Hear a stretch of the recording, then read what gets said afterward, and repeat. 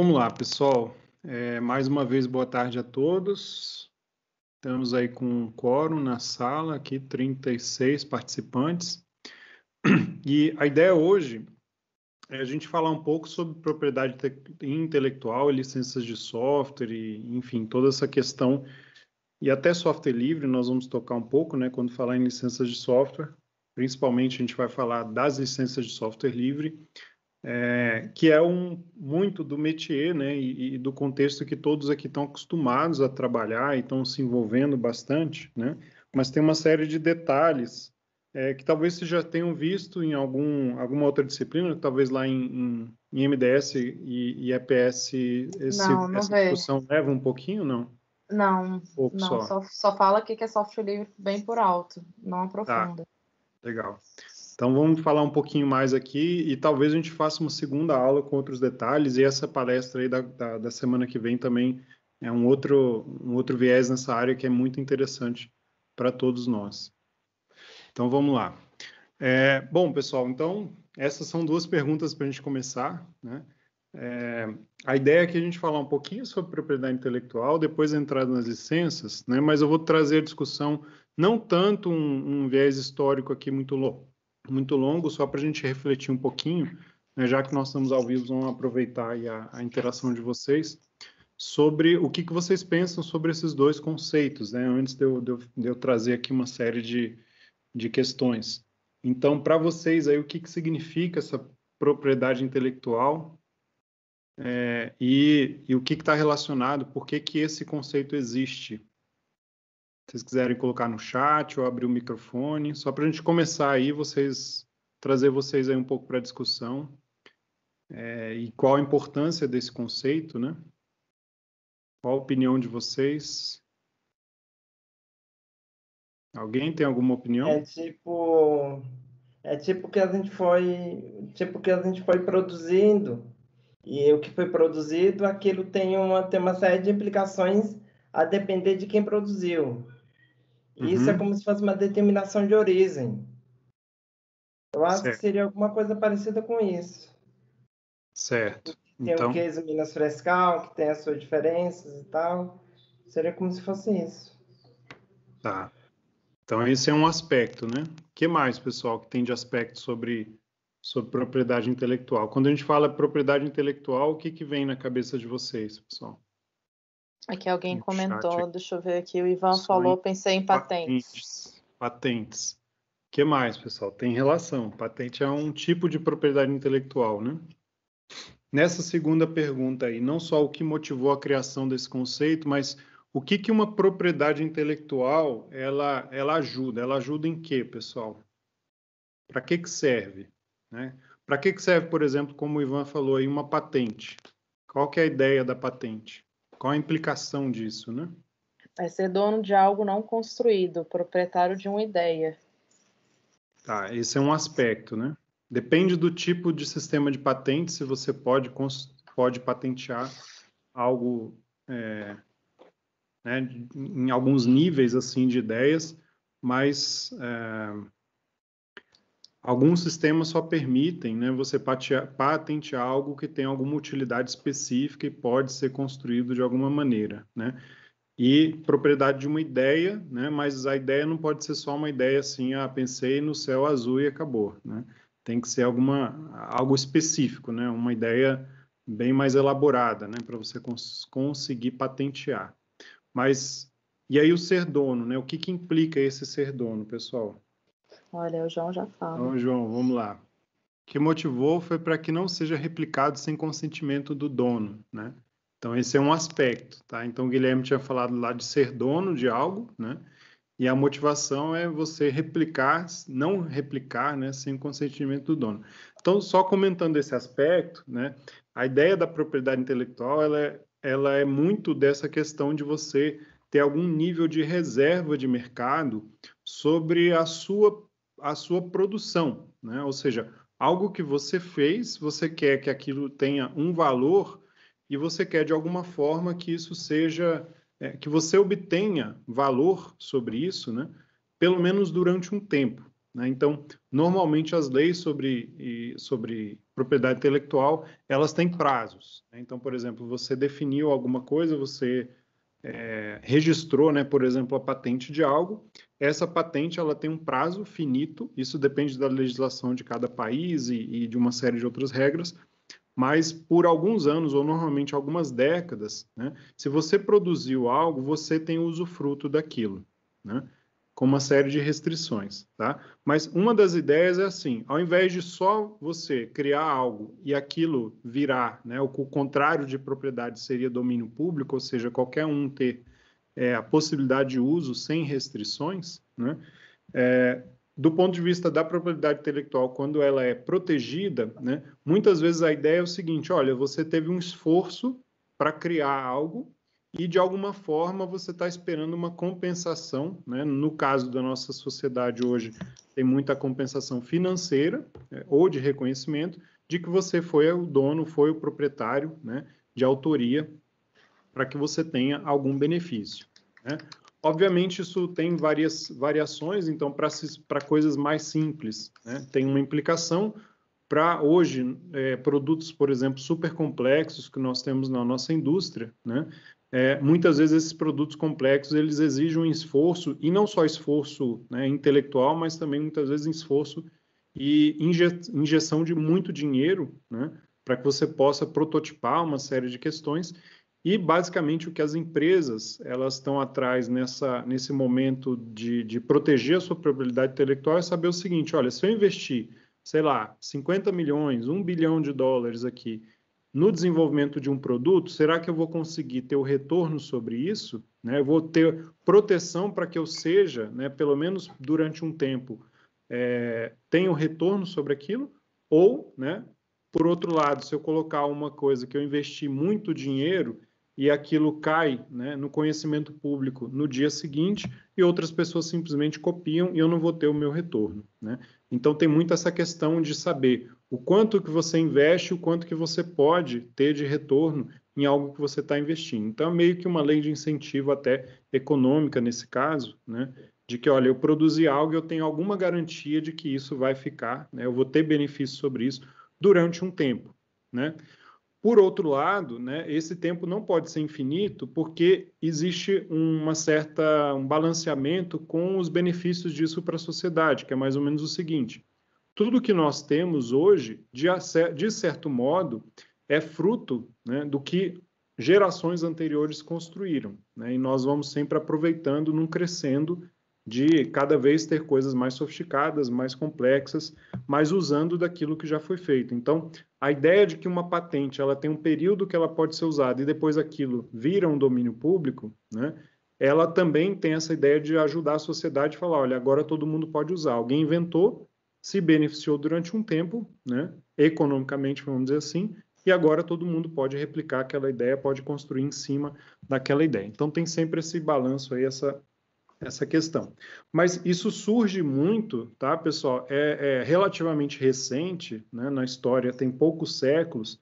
Os primeiros registros, né, de autoria vão lá do século 17, 18, quando começou a ser mais comum você conseguir reproduzir, né, determinadas obras. Então, por exemplo, com a questão da imprensa, né, agora era possível, né, reproduzir com mais facilidade livros, por exemplo, né? Então, em vez de você ter o esforço, né, de que antes, sei lá, se você queria uma cópia de um livro, você tinha que realmente copiar, né? Tinha os copistas que faziam cópia inteira de um livro, né? Isso tem um esforço, você vai pagar para o copista ele fazer uma cópia para você. Então, aquilo tem um esforço braçal, né, de trabalho e não é tão escalável assim, tão fácil. Com a imprensa, né, com a possibilidade de copiar, por exemplo, livros, você conseguia reproduzir. Então, como é que eu vou proteger, né, os autores, as editoras e assim por diante, tá?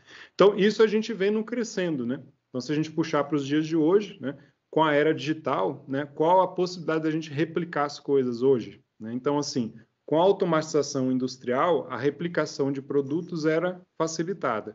Com a era digital, né, a replicação, por exemplo, de trabalhos de autoria é muito mais fácil, né? Com um botão você copia um arquivo e você replica um livro digital, uma música digital, um filme, qualquer coisa assim, tá? Então, cada vez mais está mais fácil replicar obras, né?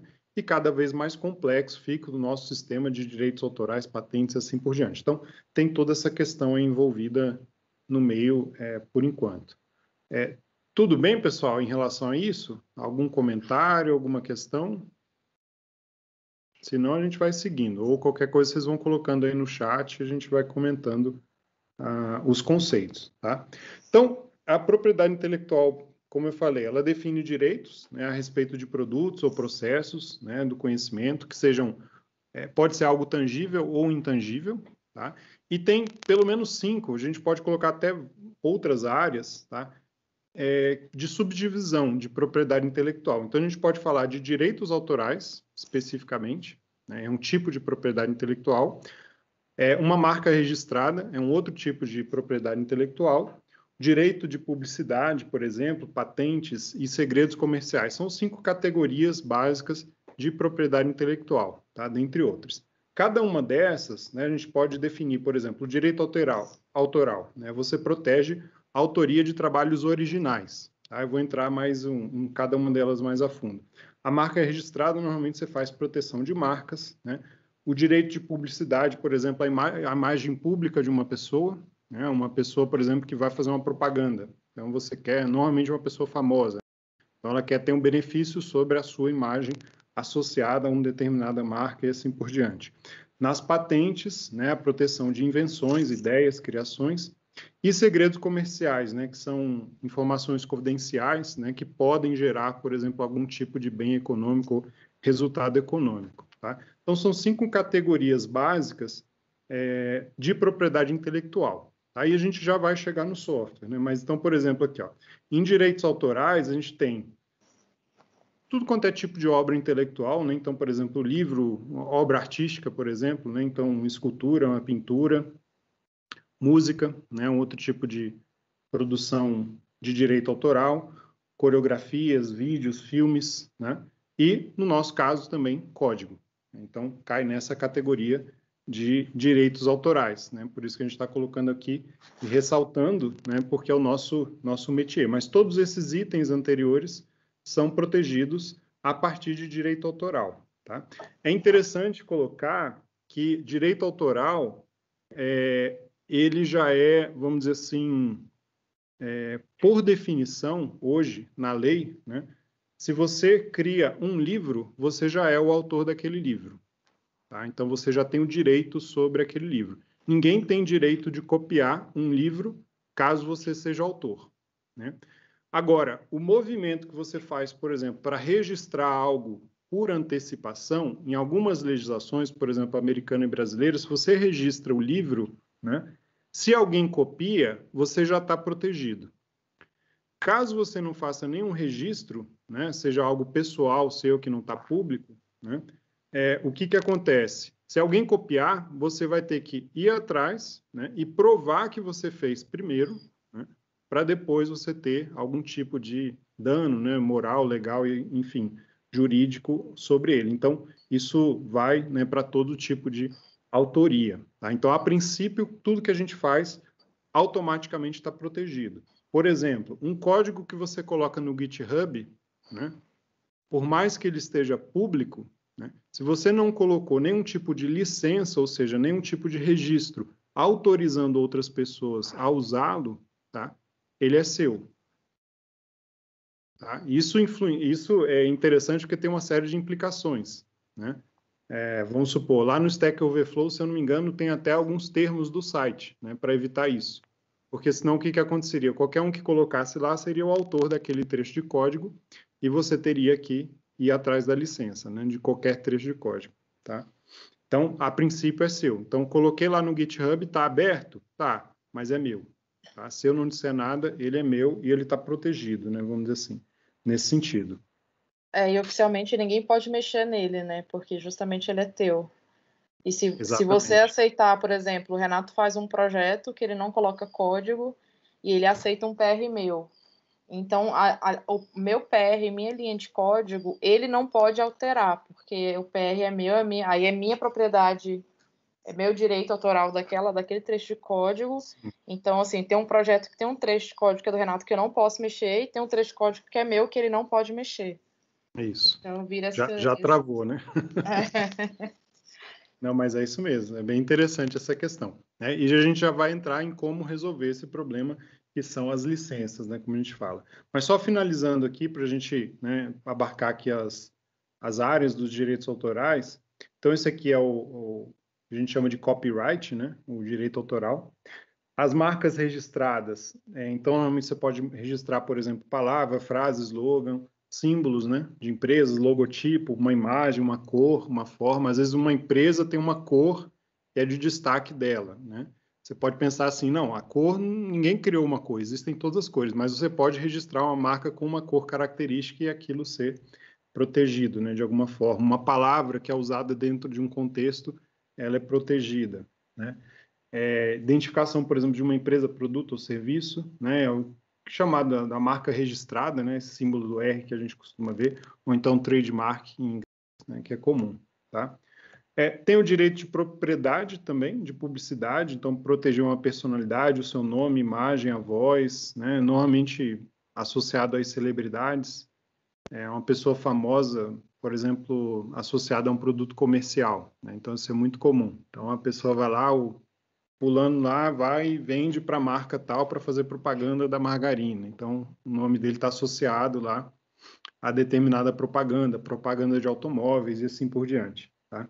Então, como que eu posso ceder para a empresa de publicidade usar a minha imagem, né, em determinado contexto e não em determinado outro contexto. Tá? Então, você pode licenciar esse direito de publicidade. No caso de patentes, né, eu invento, invenção, produtos, métodos, por exemplo, você tem os requisitos, né, para registrar patente, que aquilo tem que ser uma novidade, necessariamente, que tem que ser fruto de uma atividade inventiva, então ela não pode ser aleatória, né, qualquer coisa que qualquer um criou do nada, né, você tem que provar que aquilo teve o esforço para chegar àquele resultado, e você tem que mostrar a aplicabilidade e a utilidade do resultado. Tá? Então, você pode patentear inventos, invenções, produtos e métodos, mas nessas condições. Né? Então, não é tão simples assim tudo que você vai patentear. E tem um aspecto interessante da patente aqui, voltando,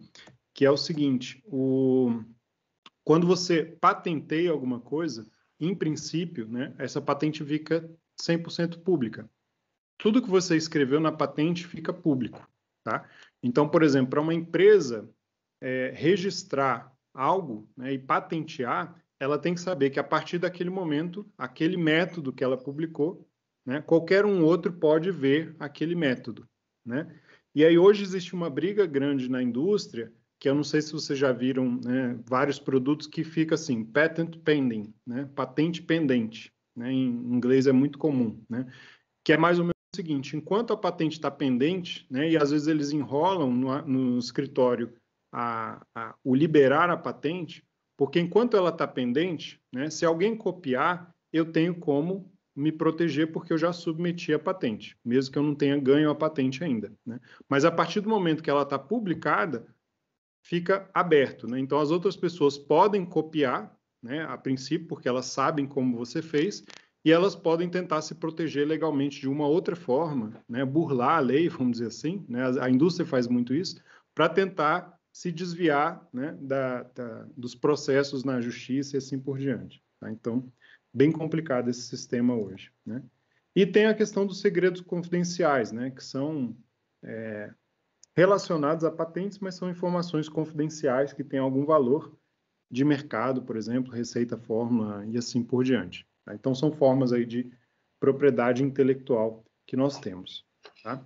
Renato, o Ícaro está Pode falar. perguntando aqui, mesmo se o projeto, em relação àquela nossa conversa do Git, então mesmo se o projeto tiver na guarda de alguém, tipo no dono do repositório, a questão é mesmo que... se o projeto estiver na guarda de alguém. Mas assim, se eu tenho meu repositório, se eu crio um repositório, e o Renato comita sem ter nenhuma licença, o direito autoral é dele. das linhas que ele comitou. Sim. Isso é interessante, Ícaro, pensar que é o seguinte, ó, o Git, ele nos ajuda, inclusive, por exemplo, eu posso ter uma ideia e escrever num caderno aqui, e você tem uma ideia e escreve no seu caderno, tá? Essas ideias, elas estão privadas, ou eu posso ter um código no meu computador e um código no seu computador. Essas linhas, o direito de autoria disso está implícito, né? E é seu e é meu porque está no meu computador, que está no seu computador, né? O que o Git traz é esse dilema porque a gente publica, né? Então fica visível para todo mundo, né? Por exemplo, num GitHub, que eu digo, né? Não no Git local, mas num GitHub da vida. Então, isso fica público, o código fica público. E aí o que acontece? Por outro lado, como o Git registra o autor do commit, né? Então, é interessante porque fica registrado, inclusive, a autoria. Tá? Explicitamente registrada a autoria. Tá? E aí o problema, né, que eu vou entrar agora, é a questão da licença. Que é a questão seguinte, ó.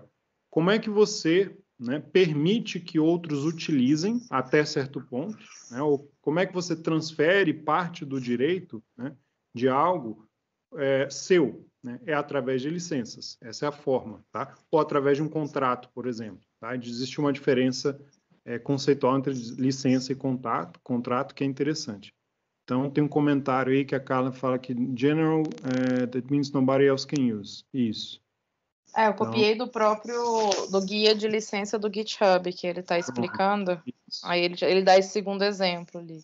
Isso. Então, se você não colocar uma licença open source, né, todo mundo que contribuir para o seu projeto também vai ter um copyright, ou seja, um direito autoral, né? Vai ter o copyright, o seu direito autoral daquele trabalho. Tá?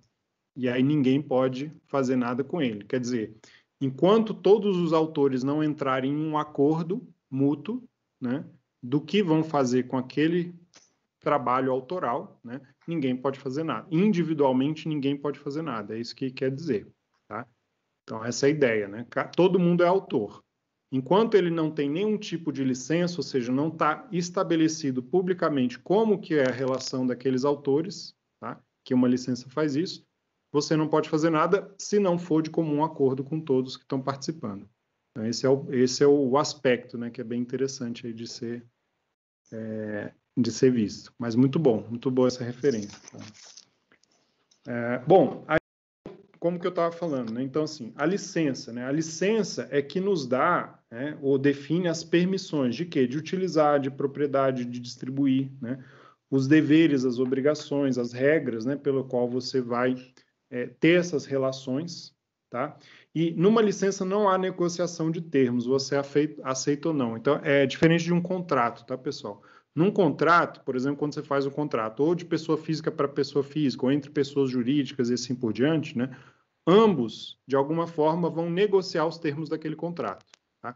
Uma licença, ela é de um lado, ela é imposta, vamos dizer assim, você aceita ou não, né? Mas quando você aceita aquela licença na íntegra, né? Sem asteriscos, vamos dizer assim. Tá? Então, você não negocia, aquela licença ela está posta, você usa ou não. Tá? Então, foi o que estava falando ali, estava sendo falado com sites lá no início. Né? Então, entrei lá no site, tenho o uso da propriedade dos meus dados, né? Se eu clicar em aceitar aquela licença, basicamente, eu estou aceitando, né, aqueles termos e eu não tenho o que falar, não tenho o que dizer, né? E muitos sites desses falam assim, ou você aceita a licença e usa o nosso software, o nosso site, ou você não usa. Né? Você não tem uma segunda opção, falar, não, eu quero usar mais ou menos, né? Eu quero usar nessas condições. Você não pode falar isso, tá? Então, a licença é isso, né? Muitas vezes a gente fala de um license agreement, né? License and Agreement, ou seja, uma licença e uma concórdia, né? Vamos dizer assim, um concordar, tá? E em muitos casos vocês veem esse termo aqui, né? Em software em inglês, né? EULA, End User License Agreement, né? Você tem que acessar e concordar, né, para usar. Então, seja num site, seja no uso de um software e assim por diante. Tá? Então, esse é o meio com o qual a gente utiliza, tá? E aí vem, né, a discussão que a gente quer trazer aqui muito de licença, muito para o lado do software livre. Né? Então, o software livre, ele tem ali a questão da propriedade intelectual, né, do ponto de vista autoral, né, já que a gente falou que código é um tipo de autoria, tá? E nós temos vários princípios, né, para aceitar ou para concordar ou para conformar, né, para o que a gente chama de software livre. Então, dois grandes players, vamos dizer assim, ou instituições que trabalham, né, com as definições e tentam moldar ou abarcar a comunidade de software livre são a Open Source Initiative, né, então tem o opensource.org, a Free Foundation, tá? .org, e tem os seus derivados lá, várias outras fundações à parte, por exemplo, que é uma fundação grande, a própria Fundação Linux, né, que contribui com isso, mas todas estão relacionadas aqui de alguma forma, tá? E aí, o que que acontece?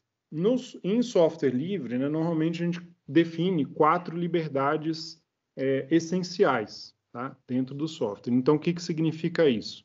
Significa que a autoria, né, desse código, você tem que, no mínimo, na hora de licenciar, você tem que definir, ou tem que estar presente esses 4 aspectos, né, quando a gente fala de software livre, que são a primeira liberdade, que é de executar o programa, tá, como você desejar, para qualquer propósito, essa é a liberdade 0, né?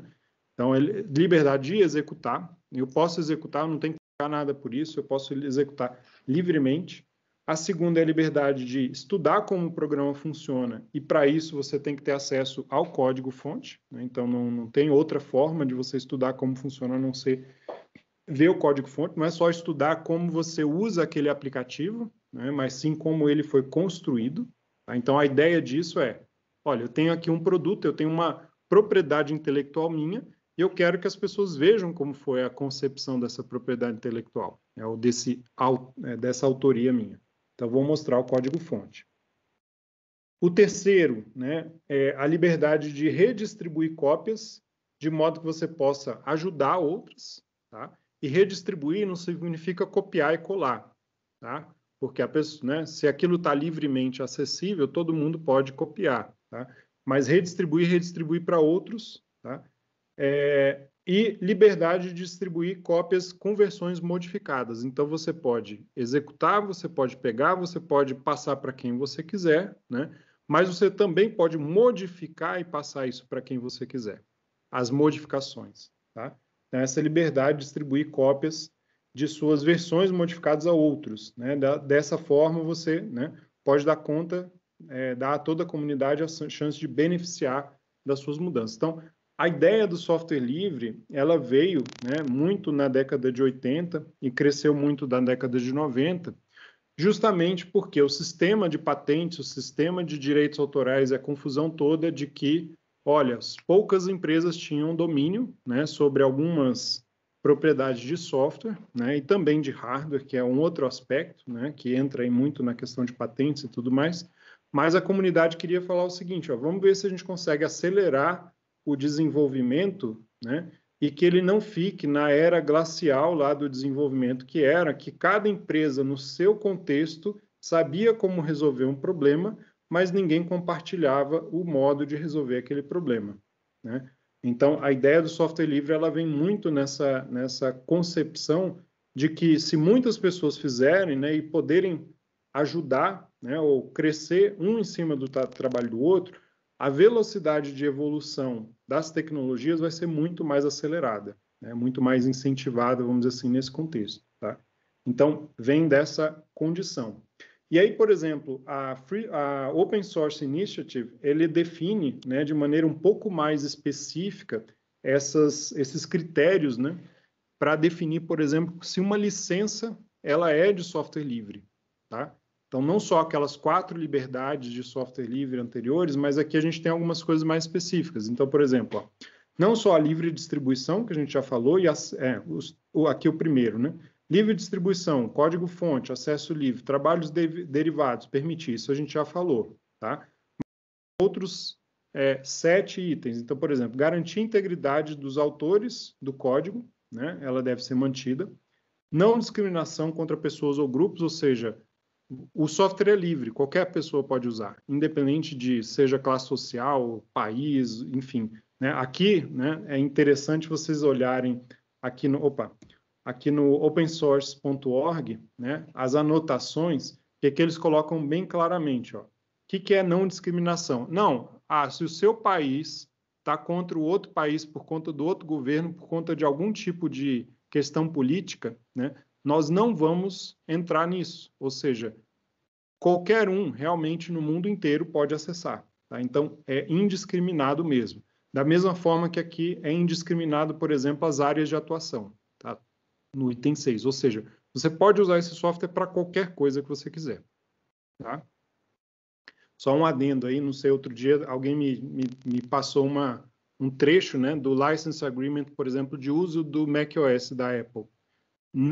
Você não pode usar para terrorismo, não pode usar para armas desse jeito, não sei o que, não sei o que. É muito interessante isso.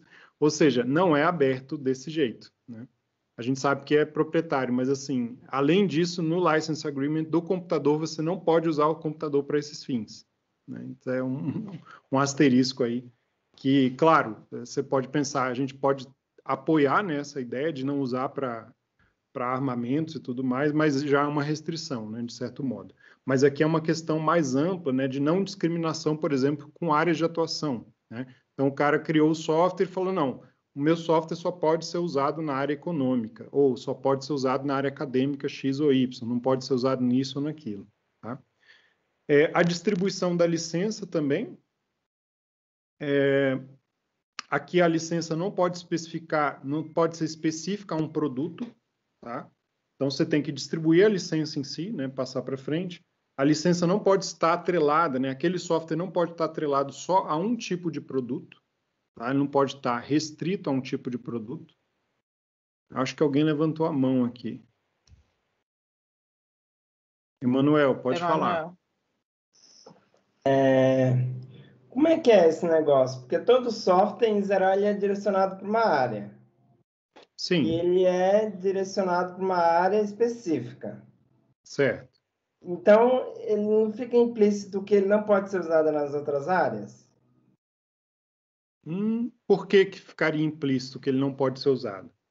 Porque, Por exemplo, olha só... eu estava aqui pensando... Pode falar. Pode falar. Eu estava aqui pensando, até no próprio Zanding. O Zanding, ele é um software para realidade aumentada. Certo. Nada impede você utilizar ele para outros processamentos de imagem. Mas para outros processamentos de imagem, ele vai ser tão restrito. Então, mas a ideia é justamente essa, olha só. Você criou um algoritmo para processamento de imagem. É claro que todo software que a gente cria tem uma finalidade, né? Você não vai criar algo genérico que resolva todos os problemas do mundo, né? Ao contrário, a gente vai criar sempre coisas que têm algum nível de generalidade, mas elas acabam sendo específicas para algumas áreas. A questão é, eu posso não ter visto uma utilidade diferente da minha área, mas eu não vou restringir o uso daquilo, né? Então, por exemplo, o algoritmo de processamento de imagem, né, pode ser que eu ache que o Jandig só seja útil para a realidade aumentada. Mas alguém pode pegar um trecho do código do Jandig e adaptar para alguma outra coisa, e aquilo pode ter aquela utilidade nova, que eu não tinha previsto. É um exemplo aqui. Pode falar, cara. Não, por exemplo, do Jandig, como é realidade aumentada, você pode fazer para propaganda. Você pegar o exemplo do Jandig e colocar dentro de um aplicativo de um banco, por exemplo, ou de algum outro lugar, que você descontextualiza a finalidade do Jandig, que é disposição digital, por exemplo. Pode ser. Né? E tem, por exemplo, assim, só um exemplo que eu acho que é bem conhecido, que é o WordPress. O WordPress, inicialmente, ele era um blog, né? Ele é um software livre, mas assim, o objetivo inicial dele era fazer blog. Hoje já tem muitas empresas ou organizações pequenas usando ele para outros contextos, assim, que é um software que ele é bom para organizar conteúdo, ele é um software feito para expor conteúdo, o WordPress, né? E hoje você pode ver vários contextos dele sendo utilizados, assim, de profissionais mesmo. Ele não foi pensado originalmente para outros contextos além de blog, além do blog, no caso. Mas pelos requisitos deles, você consegue usar outro contexto. Não sei se faz sentido, Manuel. Sim, fez. Sim. Tá. Nesse aspecto, né, tem um livro lá da década de 90 do Eric Raymond chamado A Catedral e o Bazar. Né? ele mostra muito o contexto do software livre. Depois a gente pode passar a referência para vocês, mas basicamente o que ele mostra é o seguinte: o modelo catedral de construção de software é aquele onde você, de cima a baixo, você descreve, né, verticalmente o desenvolvimento de cada camada do software, a finalidade e tudo mais, e você cria, né, soluções com essa ideia mais fechada, né, de vertical no sentido de que, olha, aqui vai ser assim, desse jeito, né? E aí você cria uma solução. E o modelo Bazar é assim, é aquela questão meio de feira livre, sabe? Cada um vai fazendo, cada um vai contribuindo, de repente aquilo virou alguma coisa de maneira orgânica e algo que você não previa, né? Ou seja, algo que surge de maneira mais orgânica e você não tem um controle tão restrito sobre como aquilo se desenvolveu. Então, essa ideia aí do WordPress, né? Ele começou como um blog, mas como ele está livre, né? A engine dele lá de publicação de conteúdo serve para outras coisas, eu só não explorei essa capacidade. E aí, de repente, a comunidade vem, olha, gosta daquela engine, ou deu tanto trabalho para construir uma, para que eu vou construir outra se ela está funcionando bem, e eu vou fazer extensões dela para um outro tipo de aplicação, né, cada vez sofisticado, né? Então, assim, você até pode pegar o WordPress como ele estava naquele momento e usar para outra coisa, mas o que acaba acontecendo com essa liberdade eu vou começar a usar para outras coisas tantas vezes que eu vou acabar desenvolvendo novas funcionalidades em outras direções também. Entendeu, Manuel? Beleza. Tá. Então, é esse aspecto, né? Porque esse aspecto ele é fundamental porque ele mostra essa questão da construção coletiva, né? E de quanto que cada um que contribui para uma peça do quebra-cabeça vai tornando esse cada vez mais complexo e, vamos dizer assim, com mais fundações, né? Cada vez a gente tem mais fundações para criar novas soluções de software, tá? Então, esse é um pouco do aspecto aí dos objetivos, né, do software livre, tá? Então, a licença não é específica a um produto, né?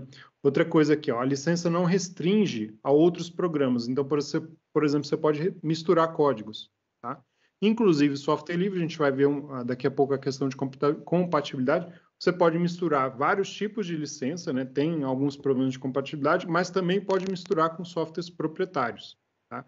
Então, software livre, ele não precisa ser necessariamente, ele não precisa rodar isoladamente, né? Sem nada em volta, tá? Então, ele pode ser montado em conjunto com outras condições. E no item 10, a licença ser neutra em relação à tecnologia. Então, você não vai restringir a tipos específicos de tecnologia, tá?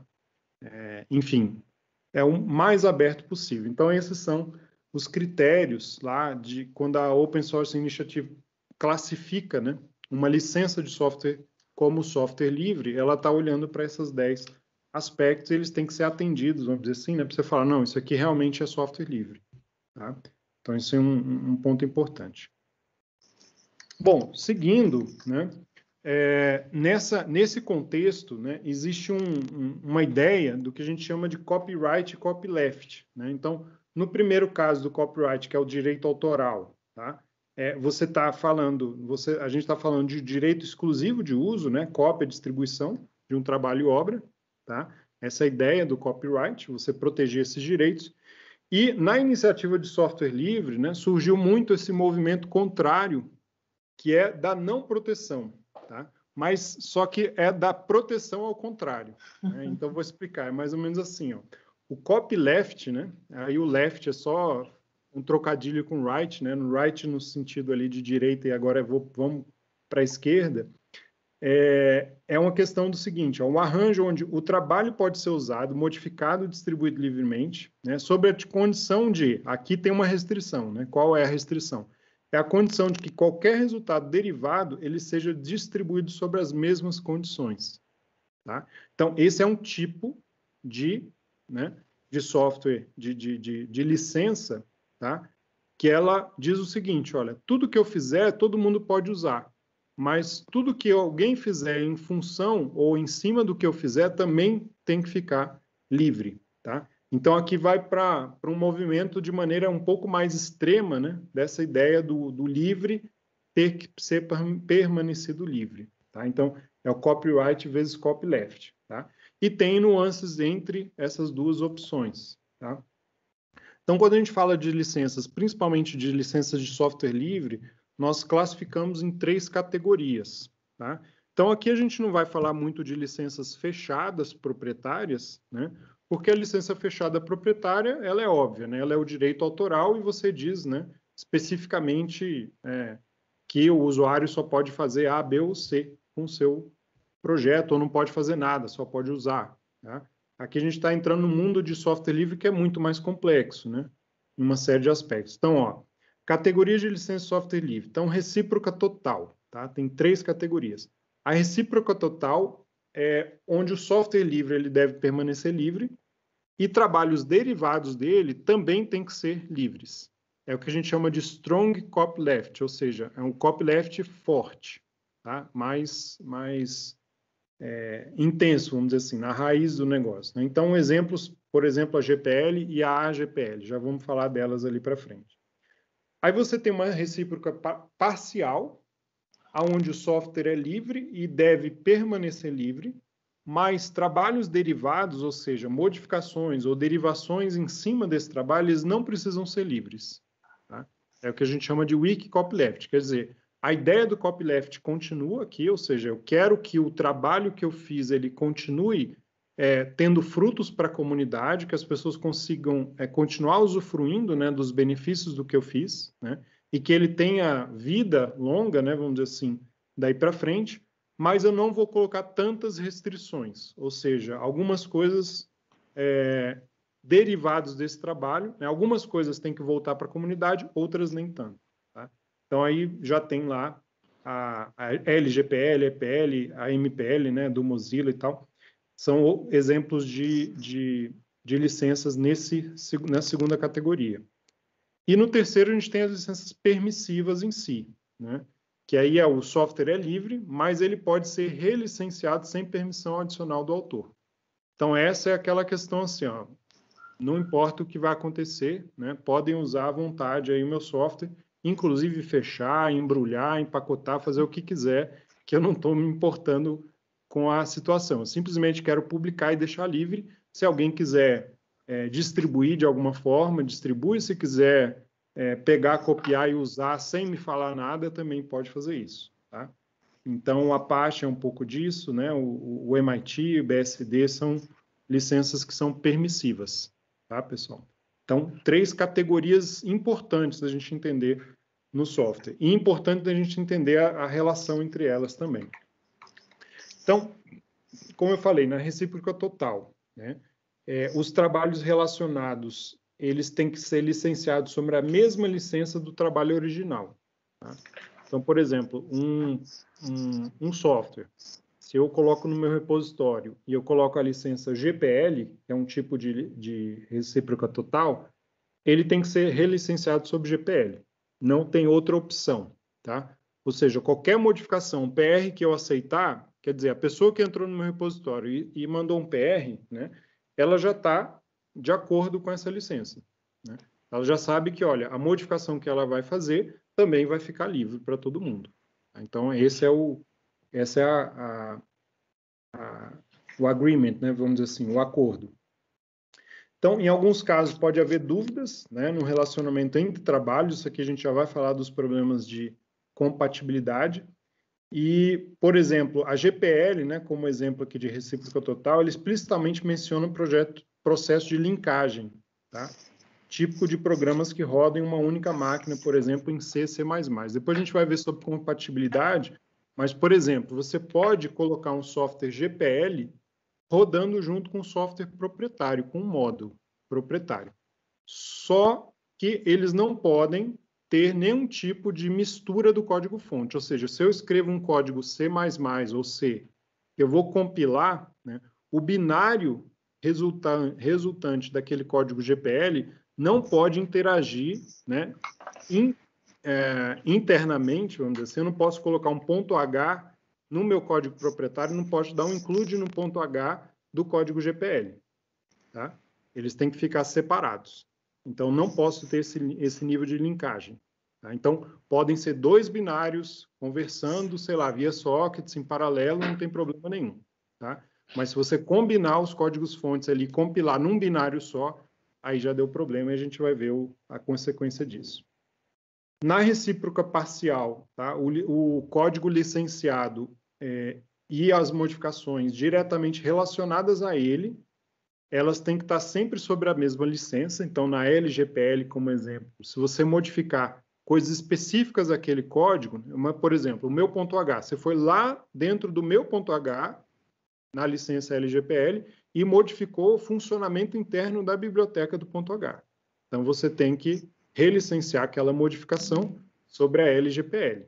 Tá? Não tem outra saída. Tá? Só que algumas, né, se você, por exemplo, usar o ponto H e derivar o código para outra coisa, você só está usando o ponto H, mas o outro código é seu, essa outra parte do código que é sua, você pode relicenciar.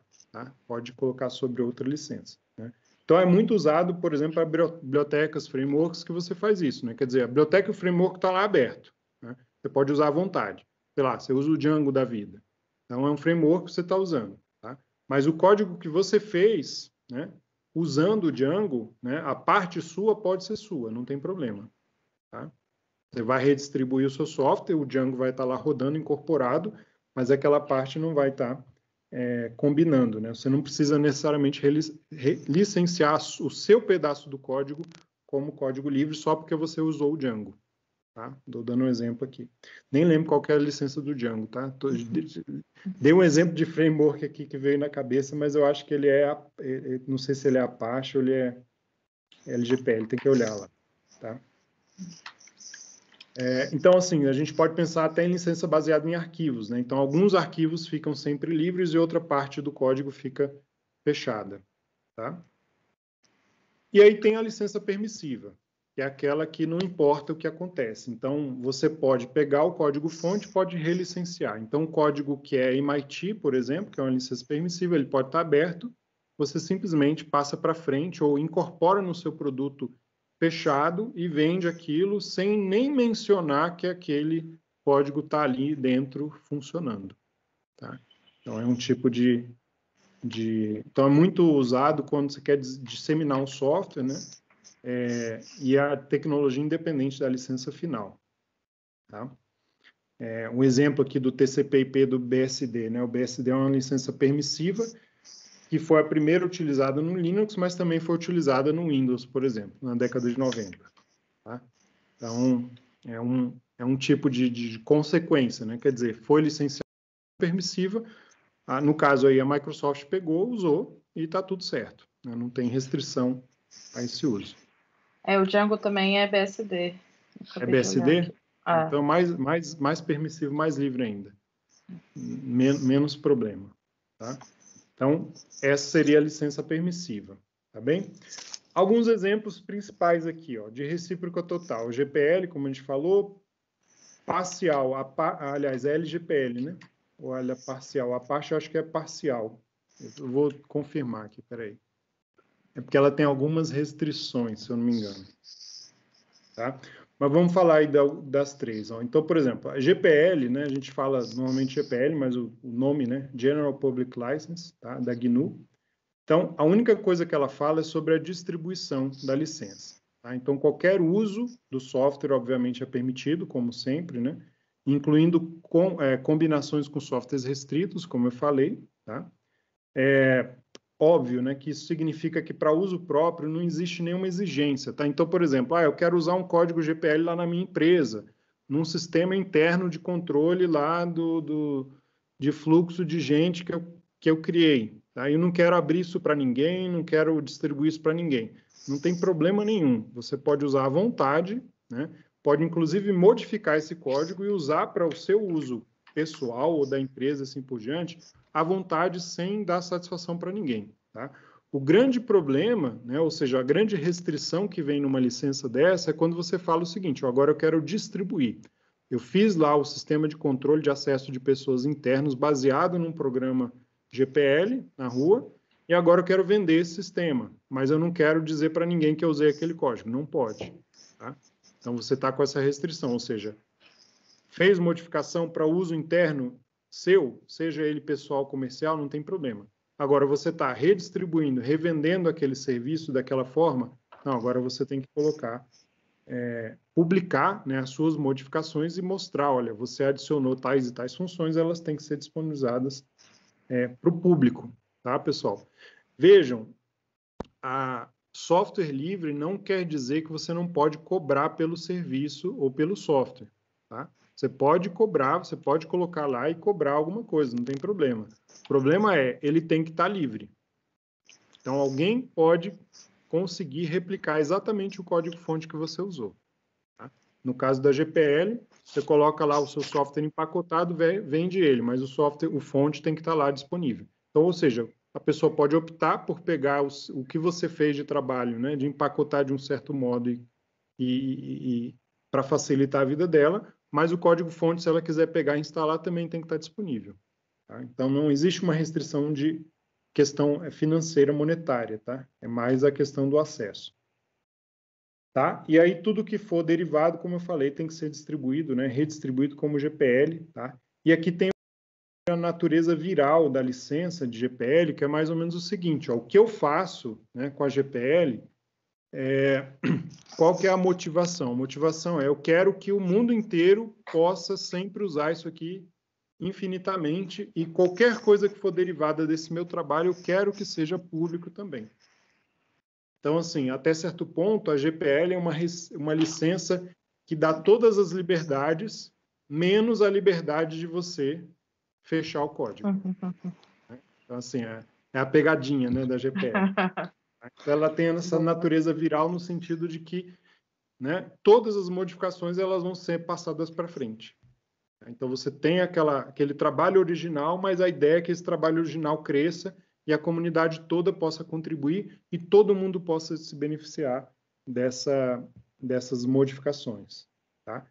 E é interessante aqui, a licença em si não é aberta, né? Não pode ser modificada. Tá? Então, você tem que passar ipsis literis, quer dizer, você não vai acrescentar uma vírgula na licença, você vai passar para frente distribuindo sob a mesma licença. Versões mais populares, a GPL v2, né, e a GPL v3, que é a atual. Tem algumas diferenças e, por exemplo, a GPL v3 ela tem um guia de comunidade, tá, para auxiliar na combinação de códigos sobre licenças. E a v3 ela tem um texto específico sobre patentes, tá, e derivações. E é interessante, por exemplo, a GPL v2 ela não é compatível com a GPL v3. Então, por exemplo, eu não posso pegar e falar, o kernel do Linux é GPL v2, tá? Ele automaticamente não pode virar GPL v3. Para ele virar GPL v3, né, o que teria que acontecer? Uma pergunta, como que eu posso modificar a licença de um software? Vou perguntar de maneira diferente para todo mundo aí na sala. Eu pego o meu software, coloco lá no Git e coloco GPL v3. Eu acredito que no caso do kernel, no caso que você citou, apenas a pessoa que criou poderia fazer essa modificação da licença. Não sei se está certo, mas é um chute. E o Guilherme está falando, se todos os contribuidores estiverem de acordo. Exatamente. Então, quem que estava falando era a Marta? Não. Foi a Marta. Marta, né? Então, Marta, é isso mesmo, tá? O problema é isso que o Guilherme falou. Quantos autores tem no kernel do Linux? É só o Linux? A tua resposta está certa. A resposta da Marta está certa. É isso mesmo, a resposta mas está certa. O problema é que tem 1 milhão de autores. Exatamente. E outra, tem muito autor que já morreu, né? Já faleceu, então você teria que ir atrás, imagina, dos parentes para ver, entendeu? Tem todo o processo legal atrás disso. Então, assim, na prática, o kernel do Linux vai ficar como GPL v2. Eu não sei se vai existir alguma possibilidade de mudar o kernel do Linux desse modo que ele está. Tá? Ele ficou com GPL v2. E a GPL ela foi atualizada para v3 para dar mais flexibilidade na licença e tirar algumas restrições de compatibilidade que ela tinha. Tá? Então, foi por isso que foi criada a GPL v3. Então, isso é bem interessante porque a GPL v2 era mais restritiva e aí tinha esses problemas de compatibilidade. Então, o kernel do Linux tem problema de compatibilidade com muitos softwares. Tá? por conta dessa restrição, tá bem? Então, beleza. Tem uma variação, tá, da GPL v3, que é a chamada AGPL, né, a AFERO, General Public License, e a ideia aqui é você contemplar o contexto onde você está usando softwares na nuvem, por exemplo, ou em servidores, né, remoto. Porque uma coisa tudo bem, se eu tenho como usar aquele software, significa que o software está no meu computador, né? A GPL é o seguinte, eu baixei lá o software de alguma forma, instalei e estou usando. Eu tenho que ter permissão de baixar o código-fonte e usar, tá? Agora, quando você está usando um serviço na nuvem, né, eu estou falando nuvem hoje porque é o contexto mais comum quando a gente fala de servidor, né? Quando eu estou usando um serviço na nuvem, né, o que me garante, tá, que aquilo é um software livre que eu vou ter acesso ao código-fonte dele? Tá? Então, a AGPL é uma modificação justamente para você colocar em softwares na nuvem, onde não só a pessoa ela tem todas as liberdades de modificação, mas ela também tem a obrigação de estar lá rodando aquela versão no servidor, tem que ter um local onde eu posso baixar o código exatamente do que está rodando lá no servidor. Tá? Porque não é um software que eu tenho acesso direto a ele, né? É um acesso indireto. Eu tenho acesso, talvez, através de uma interface que eu estou usando, né? Um servidor, tá bem? Então, a AGPL é a adaptação da GPL para esse contexto de servidores. A Apache, né, é uma licença que é bem detalhada do ponto de vista jurídico, ali tem uma série de questões. Ela elenca direitos transferidos, até pela licença, acho que foi em cima aqui, tá? Ela é muito voltada lá para a legislação americana, tá? E ela protege, né, a marca Apache em si, só que ela é incompatível com a GPL, principalmente com a versão 2, tá? Isso era um problema, só que agora ou seja, a Apache atual, até nem coloquei aqui, mas a Apache atual que é usada é a Apache versão 2, 2.0, tá? A versão 2.0 do Apache já é compatível com a GPL v3, mas não é compatível com a GPL v2, tá? E ela versa sobre o licenciamento automático de patentes, tá? Então, aqui, tem uma questão interessante nessas licenças, que é o seguinte, você cria um produto usando essas licenças, né? Se elas não tivessem nenhum tipo de previsão sobre patentes, seria um problema. Então, eu quero criar um produto, né? E aqui eu abro um parênteses bem rápido, que é assim, o que eu posso patentear de software? Software em si eu não vou patentear. Eu vou patentear um software quando ele está associado a um produto, né? Algum tipo de dispositivo. Então, eu vou patentear o software rodando no telefone celular. Então, eu não estou patenteando o software, eu estou patenteando o software em conjunto com aquele hardware. Tá? E é por isso que as licenças todas elas têm essas cláusulas, tá? De como que você pode patentear produtos através, né, de software que usa aquela licença, tá? Permitindo isso. Tá? A MIT, por exemplo, é uma licença bem simples, tá? Onde não há nenhuma exigência, tá? Que é feito código derivado, como a gente falou, cobre geração de patentes, né? Só que tem um asterisco lá que você tem que ter um documento separado para patente, né? E, como eu falei, né, a própria licença ela pode ser modificada, porque ela é permissiva. Tá?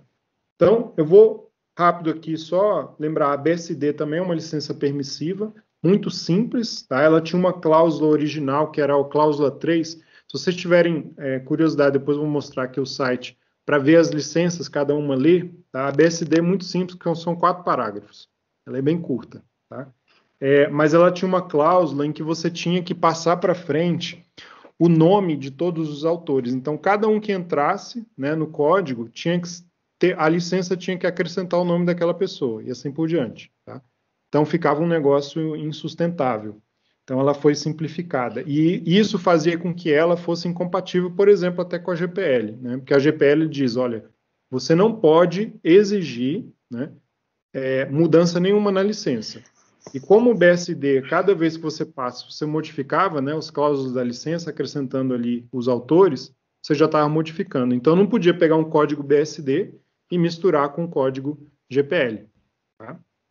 Não funciona. E aí, escolha rápida das licenças. Né? Bom, GPL eu quero que o meu código, como eu falei, né, seja livre e que a comunidade inteira usufrua disso e todas as modificações continuem sempre livres. Né? Uma parte da vida, você quer que o código seja distribuído, mas eu também estou pensando, né, tanto na vida pública do código quanto na aplicação comercial. Então, eu quero que a empresa, sei lá, o indivíduo que use possa explorar parte do trabalho dele, usando, né, parte do trabalho, mas eu quero que a parte que eu distribuir como código livre permaneça livre e as derivações do trabalho possam ser exploradas comercialmente. Tá? Então, é um pouco dessa ideia, né? LGPL também, assim por diante.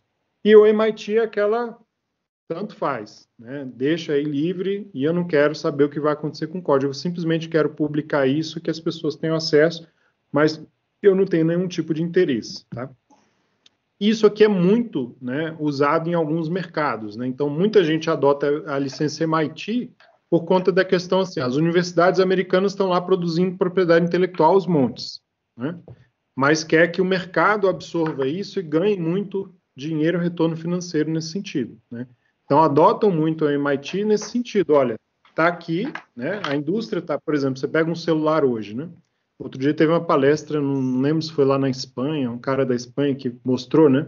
Ele ilustrou, pegou o iPhone e falou assim, vocês acham que isso aqui é o quê, né? Propriedade só do fabricante da Apple? Não, isso aqui tem pesquisa de tela que foi não sei quantos milhões de dólares, não sei quantos anos para fazer a tela capacitiva ao toque, né? Tudo dinheiro público. Depois tem não sei quantos bilhões que foram investidos nos processadores, enfim, uma série de tecnologias até chegar a esse produto final, né, que uma empresa está explorando, tá bem? Mas veja, ela não tem responsabilidade de liberar tudo que ela fez, né?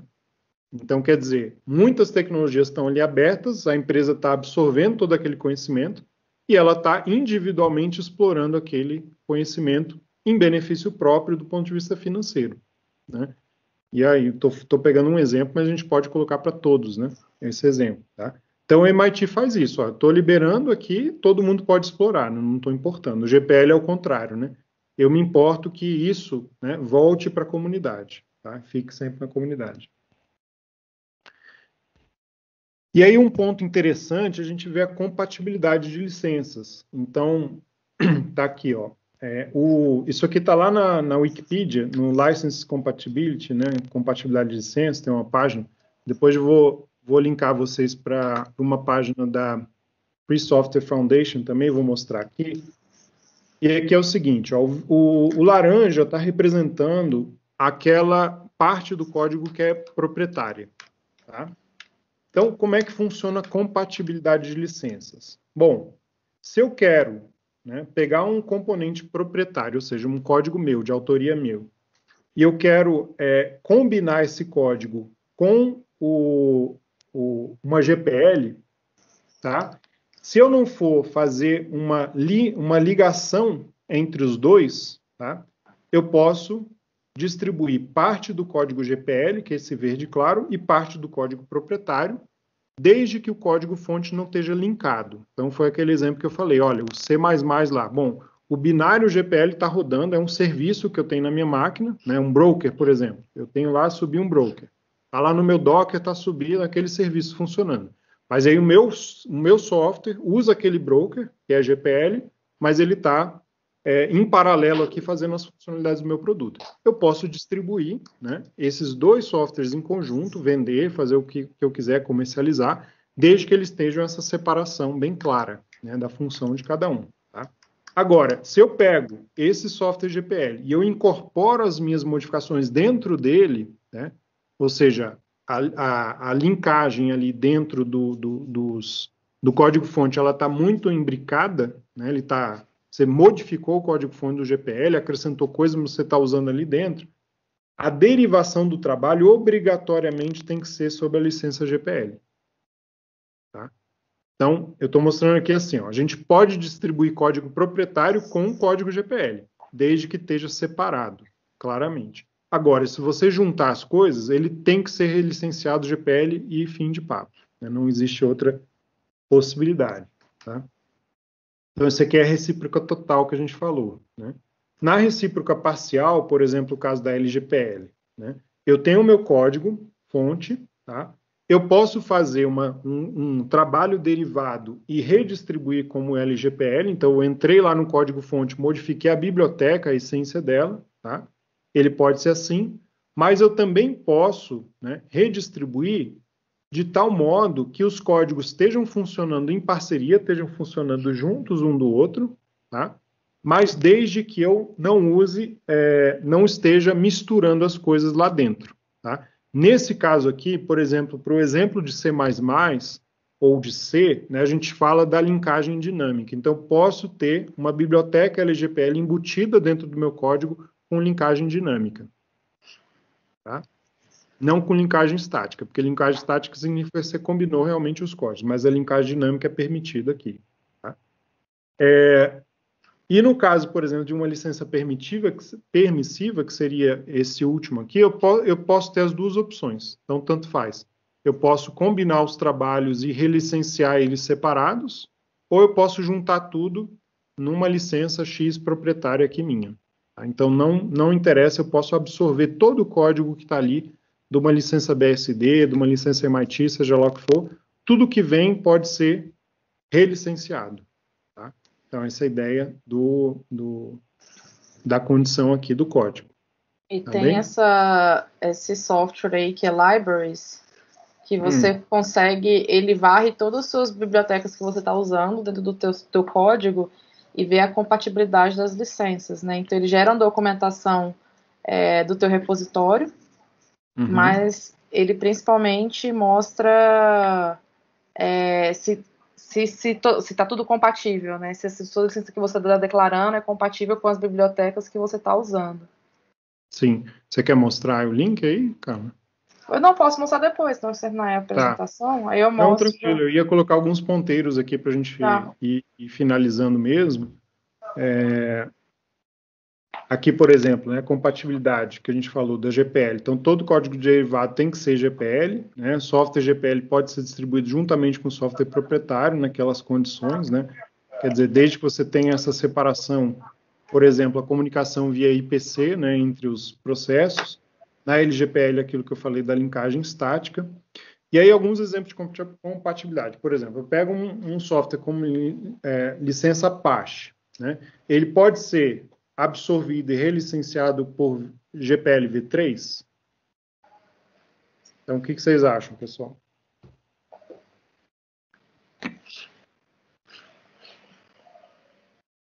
Pergunta aos universitários. Literalmente. Eu acho que não. Acho que não? Por Não, que não? ele é a pasta, a licença ZPL é incompatível com a licença ZPL. Ah, não, eu acho que pode sim. Porque ele é incompatível com a ZPL V2, mas é compatível com a V3. É Então, se ele é compatível com a compatível com a V3. V3, ele vai poder ser enviado como V3. Exatamente. Então, você pode pegar um código-fonte Apache, misturar com seu código-fonte V3, e você vai ter um resultante que é um GPL V3. Na V2 não funciona, tá? Porque ele tem algumas cláusulas que restringem. Então, você não pode combinar esses dois. Agora, você pode pegar um GPL V3 e relicenciar como Apache? Nessa linha? Sim ou não, pessoal?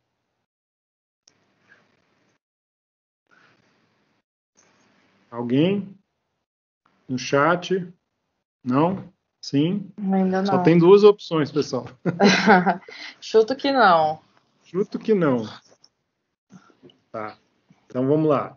Não pode, tá? Porque justamente você não pode pegar uma licença que é recíproca total, como eu falei, e relicenciar com uma que seja parcial. Então, você obrigatoriamente tem que colocar a licença, né, GPL. Tá? GPL não pode virar outra coisa qualquer, nunca pode. Tá? O MIT, por exemplo, você poderia licenciar como GPL V2 ou V3? Pode. Pode tudo, Tá? tudo, né? Como eu falei, o MIT pode tudo. O contrário, é claro que não. Né? Então, você não pode pegar um GPL e virar nada. Tá? GPL é o grande problema aqui, e a Apache até certo ponto, mas GPL é o grande restrição em tudo isso, tá, pessoal? Então, isso é muito interessante. Aí o que a professora Carla colocou, libraries.io, vocês têm que visualizar. Aqui tem algumas páginas, tá, de compatibilidade de licenças, recomendações. Eu tenho ela aberta aqui só para mostrar para vocês.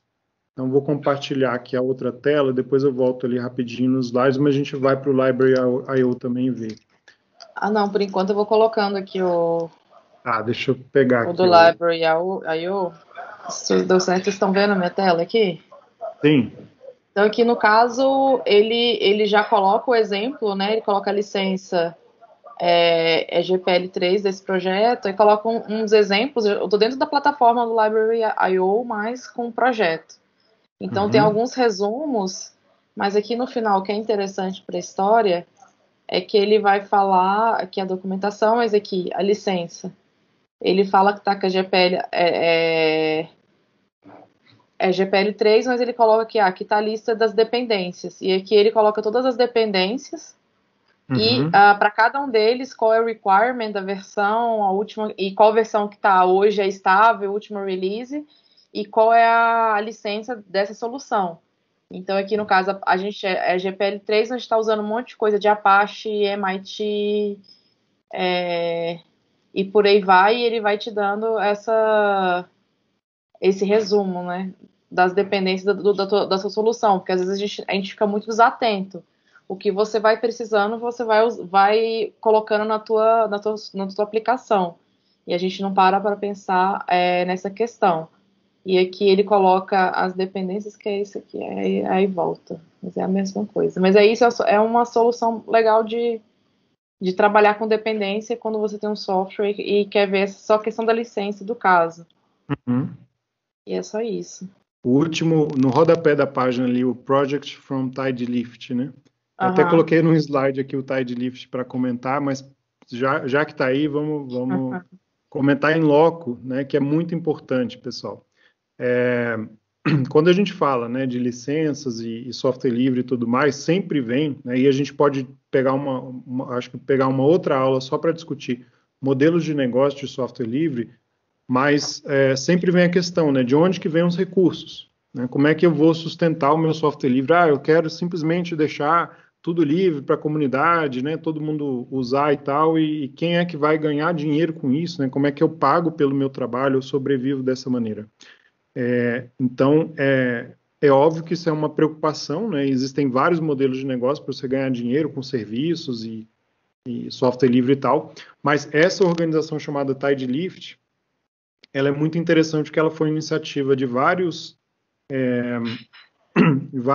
atores nessa área de software livre que se juntaram e eles participavam de grandes empresas e eles viram o seguinte, né? Eu tenho, normalmente hoje no mundo, né, do software, a gente está muito dependente de software livre. Quer dizer, as grandes bibliotecas, frameworks, de uma série de condições, elas acabam, né, vindo de, vamos dizer assim, de fundações de software livre. Né? Então, as grandes organizações usam software livre por baixo, assim por diante. E a ideia do Tidelift é para ser um local, né, para financiar ou ajudar a financiar as iniciativas de software livre. Então, basicamente é o seguinte, olha, eu tenho uma dependência que é software livre, que eu estou usando, mas eu não... tem um cara lá que fez essa biblioteca, é uma biblioteca pequena, mas ele fez lá em 5 anos, sustentou e hoje ele não está nem aí mais para aquele projeto, né? Não está mais se importando em manter e assim por diante. E por algum motivo tem bug e tem centenas ou milhares de pessoas que usam aquela dependência. Tá? Então a ideia do Tidelift é juntar dinheiro ao modo de assinaturas, né, para que as organizações que usam aquelas dependências elas possam contribuir com dinheiro mensal, anual e assim por diante. E essa organização Tidelift ela faz o contato com os mantenedores dessas dependências, bibliotecas, frameworks, assim por diante, para financiá-los. Então, de acordo com a importância da sua dependência, né, com o tamanho, com a complexidade do projeto, mas também com o número de usos, você tem um financiamento maior ou menor, né, de uso. Então, foi um arranjo bem interessante para tentar falar assim, tudo bem, você pode ganhar dinheiro com software livre, pagando serviço e tal, mas às vezes você criou lá um componente e você não está dando mais bola para aquele componente, porque ele já foi desenvolvido, né? Mas as pessoas, tem várias pessoas que usam e estão precisando de uma evolução, de uma correção de bug e assim por diante, e não tem ninguém, apesar de ser software livre, né, não tem grupos organizados para pegar naquele código e evoluir, né? Então, isso é um incentivo para que os mantenedores, ou eles criem um grupo para manter, tá? Um incentivo financeiro. Então, um ponto bem interessante aí dessa empresa, né? Então, só um parênteses aí, mas nessa linha, tá? Depois vocês vejam aí, conheçam, a história é bem interessante desses caras aí.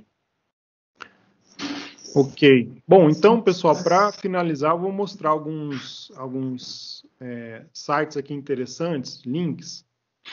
Então, por exemplo, aqui, ó. Bom, tem o link da GNU, né? Então, aqui tem todo um contexto do que é software livre, definição e assim por diante. O Open Source Initiative tem aqui a história do Open Source, tem aqui aqueles critérios, né, para definir como Open Source, e aqui a ideia por trás. Então, essa aqui é a versão anotada, né, que eles chamam dos critérios de Open Source. É muito interessante ler isso aqui. Tá? As licenças por categoria, então aqui ele coloca aqui os tipos de licenças e as categorias de cada uma das licenças. Tá? Então vejam, né?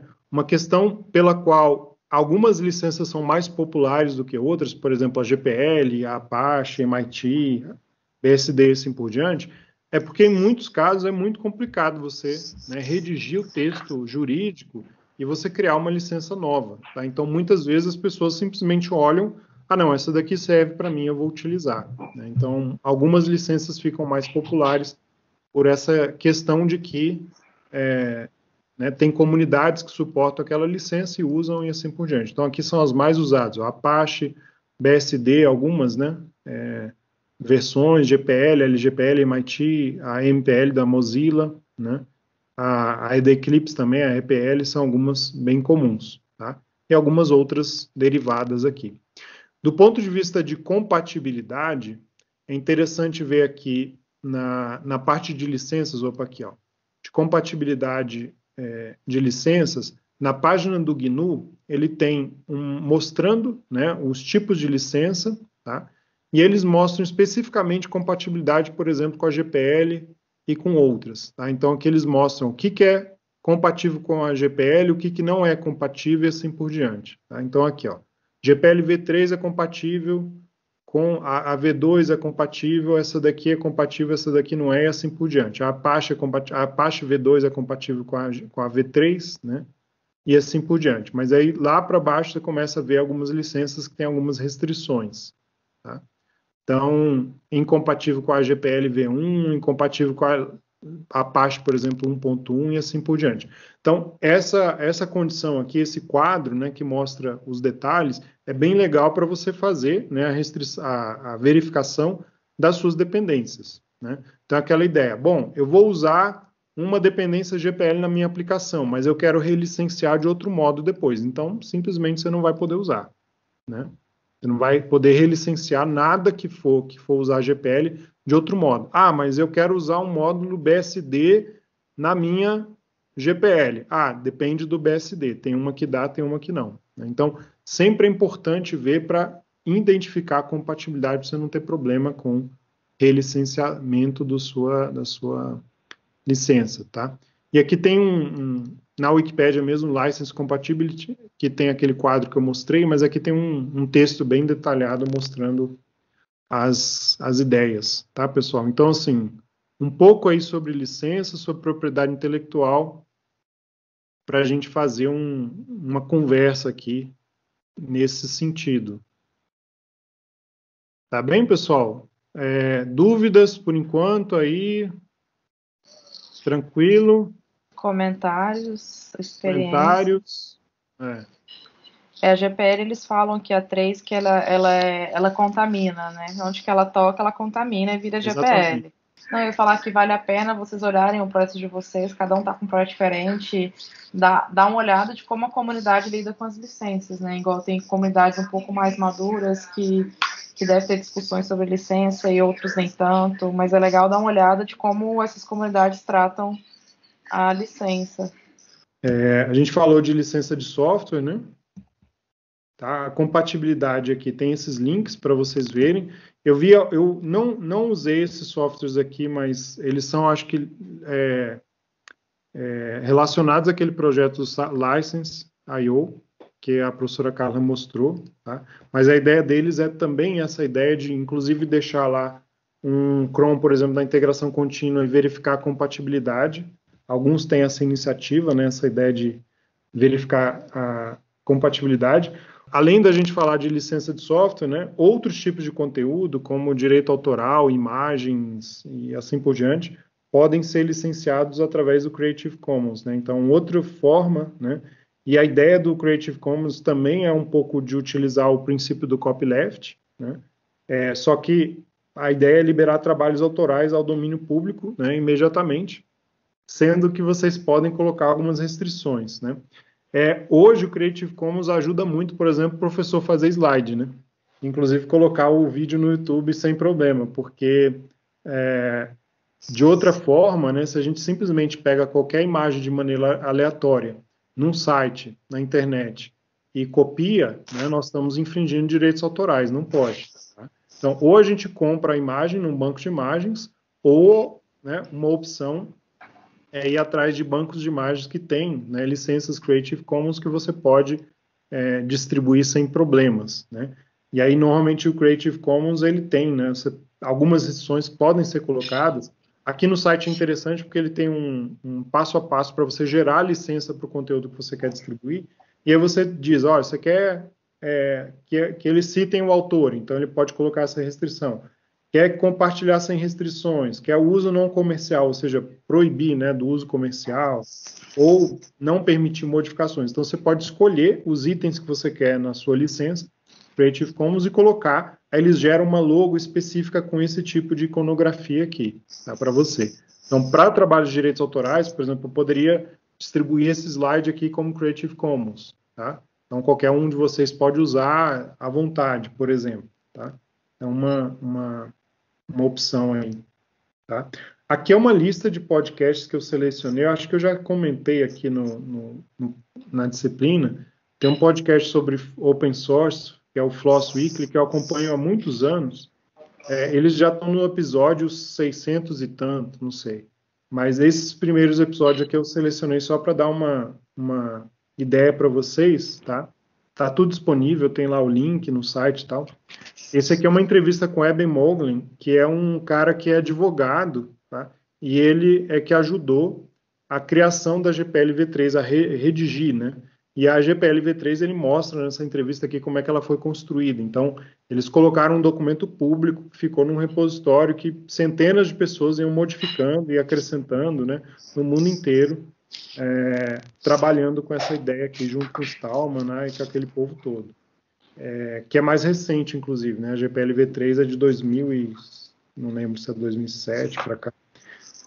Tem uma entrevista sobre o Git, tem uma entrevista do Kent Beck, por exemplo, sobre Extreme Programming, do Linus Torvalds também. Isso aqui já é mais antigo, acho que é 2013, 2014, essas entrevistas, mas de lá para cá, se vocês olharem essa lista aqui, tem tudo quanto é ferramenta open source, dependência, framework que vocês imaginarem. O autor ou os mantenedores já deram entrevistas sobre esse assunto, tá? Então, um podcast que eu recomendo bastante, ele é em inglês, mas é interessante que é a entrevista original com os mantenedores. Então, qualquer coisa... tem mais de 600 episódios. Eu mandei aqui o link do Spotify. Muita coisa. Bem interessante. Então, você pode achar lá, sei lá, qualquer banco de dados que imaginar livre, aí o cara do Postgres deu uma entrevista, às vezes deu mais de uma vez, né, ao longo dos anos. O do MongoDB, o cara do Python, o cara do Ruby, o cara do sei lá o quê. Tudo quanto é software, né?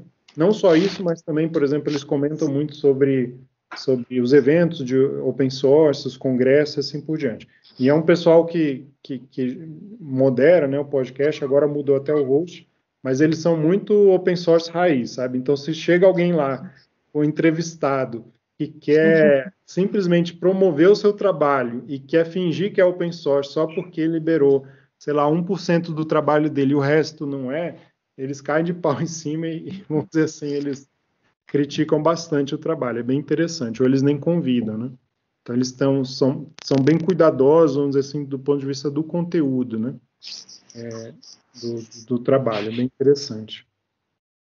Então, só para acertar aí alguns alguns detalhes. Tá bem, pessoal? Então vamos disponibilizar os slides para vocês. Tá? Eu vou mandar também um outro podcast, que eu esqueci o nome, eu estou procurando aqui para mandar. Acho que você tinha comentado, era do Brasil, né? Que fala só sobre... é um episódio de um podcast de TI que fala como as organizações, na verdade, lidam com open source, né? Que hoje tem uma grande tendência, independente do tipo de organização, de ter vamos dizer, um departamento open source. E para que você abre seu código, quando abrir e usar isso para o bem da organização, né? No caso, como investir em outras comunidades. Então, assim, é um outro olhar, né? Tipo assim, é o olhar de uma organização de quando e como investir em open source.